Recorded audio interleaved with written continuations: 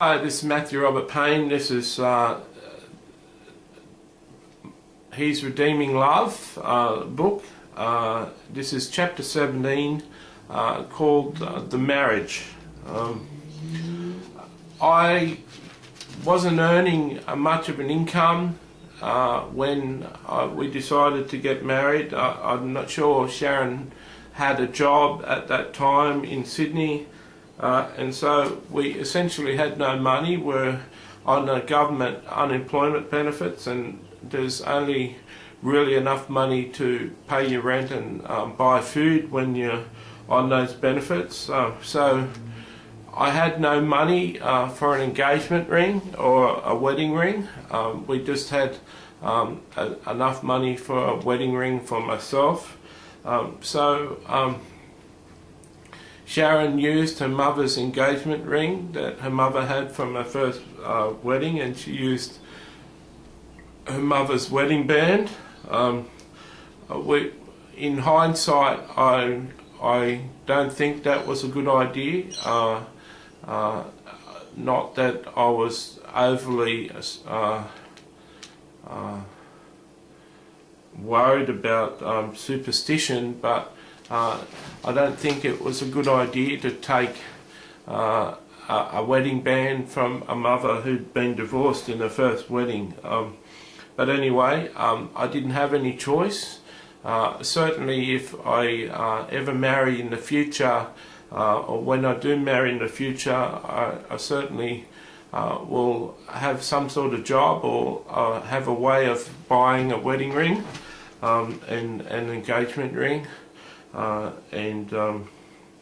don't think I'd want to do the same wedding the same. I don't think I'd want to do a wedding the same. The wedding was a rushed affair. Sharon wanted it done before she was showing her pregnancy, and so we only had a couple of months to get it organised. In Australia, we call this sort of wedding a shotgun wedding.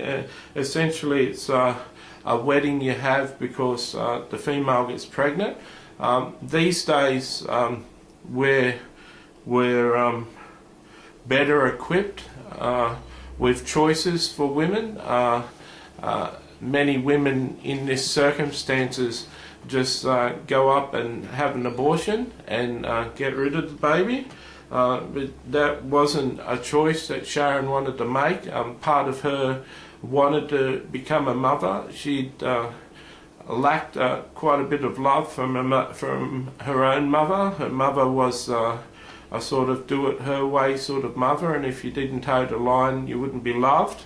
Her mother's love was a conditional love. Sharon had ran away from home at some stage before I'd met her, and so I think Sharon was eager to have a child of her own, to experience love. All of my friends and family didn't have a good opinion about my marriage. They didn't have a good feeling about my marriage. It must have been a hard thing for them to come along to a wedding that most of them could see the relationship wasn't going to work out. I'm pleased at the time that not many of them expressed it to me, that they came along and wore happy faces on the day. I'm pleased that they did it that way. I was taking a tremendous risk in doing what I was doing, but I felt that I was honouring Sharon, and I certainly didn't want to be faced with the choice of never seeing her again and never seeing my son. That was a choice I didn't want to make, and Sharon was real in her threat, and she would carry that out, and I was later to find out that certainly was one aspect of Sharon that she was quite able to carry out. Sharon's mother must have paid for the wedding dress. I don't think Sharon ever owned the wedding dress. After the wedding, I didn't see the dress again, so I assume you can hire a wedding dress. You'd think You'd think I'd know these sort of things. You'd think that I'd know if she hired a wedding dress or bought a wedding dress. All I know is I don't remember seeing that wedding dress ever again. Perhaps that was an omen too. My friends and family turned out to the wedding. Quite a number of people that I knew turned out to the wedding. We held the wedding in the backyard, the garden of my auntie's place where I stayed when I first came down from Coffs Harbour to Sydney, and all the food was made and prepared by my auntie and my mother. My mother also paid for the wedding. I found out later, years later, that she also paid for the marriage celebrant. She said it was particularly difficult to pay for a marriage celebrant to marry her son into a wedding that she didn't approve of, but she did, out of love for me. I remember that on that day Sharon looked beautiful. She looked tremendously attractive, and she looked really good in the wedding dress, and I was sort of hopeful things were going to be a fairy tale and work out. When my mother-in-law saw me on that day, she said hello to me, and the first thing she did, really, that I remember was she walked up to me and patted my stomach and said that this will have to go. In other words, she was saying I was overweight and I had to lose weight.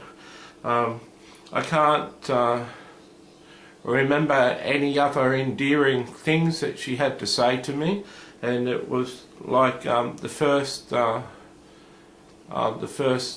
volley of things that her mother would end up saying to me that didn't go down too well. I must have looked pretty good in those days. I was 23 years of age and in a suit and with a fresh haircut, and I must have looked pretty handsome. I never considered myself handsome, and have never really considered myself handsome. I was always sort of impressed that Sharon considered that I was handsome, and I thought if she thought I was handsome, well, that was up to her, and that was her opinion. I didn't accept it. I think in life you don't really accept how good you are sometimes. I think that many of us have low opinions of ourselves, and it doesn't matter how many people tell us that we're attractive or handsome or a nice person. Sometimes, unless we accept it ourselves and we concede ourselves, we're not really sure, and we live with this sense of low self-esteem. I certainly was a broken person back then. I'd slept with too many men and too many prostitutes to have a positive self-image of myself.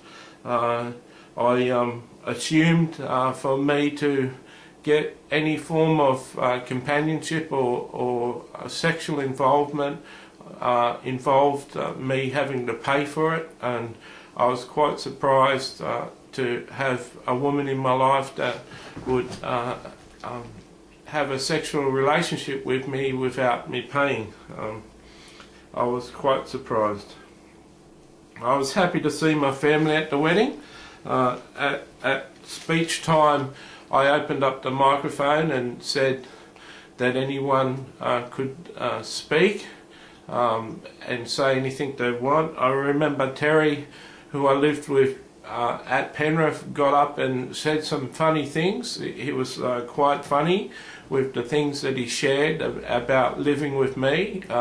One of the things he shared was that Matthew seemed to have an aversion to taking out the rubbish, and one time he really wanted to test it, and he saw weeks of rubbish build up without me budging and without me taking it out, until finally he could stand no more and took it all out himself. and he said a couple of other home truths about myself, and had the audience laughing. It had me laughing. I sort of was at a wedding that I wasn't really sure and confident that was going to work out, and so I didn't mind my friend having a few laughs at my expense. In a few hours I went and stayed. We left the wedding and I went and stayed at the Hilton Hotel in Sydney. A friend of Sharon's, who was a friend of Sharon's mum, who worked out to become a friend of mine later. She had booked us into a room at the Hilton Hotel in Sydney, and we went there. Darren and a friend of mine came along and spent some time with us in the Hilton Hotel's room before they left us around 12 o'clock, and then our married life began. I have to say also that a married life, when you've had sex before marriage, a married life doesn't start with the sexual act. There is not a lot to look forward to when you've already had sex with a person, and when the person is pregnant. And I have to say that we had no formal honeymoon, and life was just going to be what came of it. We had to face that in about 6 months' time we're going to have a child, and we had to be prepared for that child. God bless.